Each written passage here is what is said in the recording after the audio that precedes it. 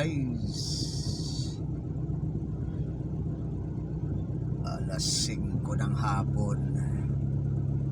Grabe, 5 hours na umuwi biyahe. Nakaka 3 trips pa lang sa grabe ang traffic. Ito yung talagang araw ng Sabado. Grabe, punong-puno. Tinan mo yung tagiliran ko. Nako, ayan, sa dami ng pasahero, sa dami naman ng traffic, talagang tapos mataon ka pang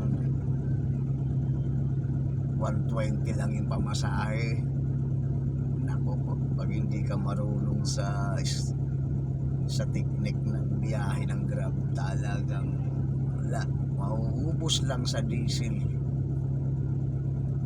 Mauubos lang sa diesel yung kita mo, abono ka pa.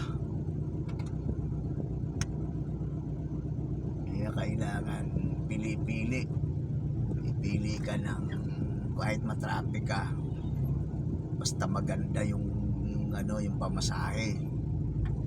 Kasi pagdating naman doon sa pupuntahan mo, talagang mayroon pasahero rin doon ka kukuha ng technique. Sa tagal ko nang nagbibiyahe sa Grab, pero kung patulan mo yung tag 120, 150, patay ka dyan. Mauuwi lang sa wala yung pinagpaguran mo. Kaya kawawa yung mga baguhan na nagbibiyahe pa lang, hindi niya sariling unit. Yun ang bago ka pa lang sa Grab, tapos naikibiyahe ka lang, tapos sundin mo lahat ng pasahero, lahat ng ayan, sa haba ng traffic. Dito ka talagang malulugi sa sa diesel mo, lalo na kung expander ang dala mo, 6-seater, gasolina, tapos ang laban. Kaya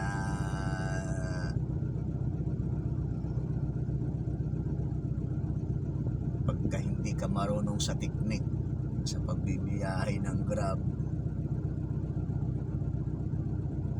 talagang mauuwi sa wala yung pagbibiyahe mo.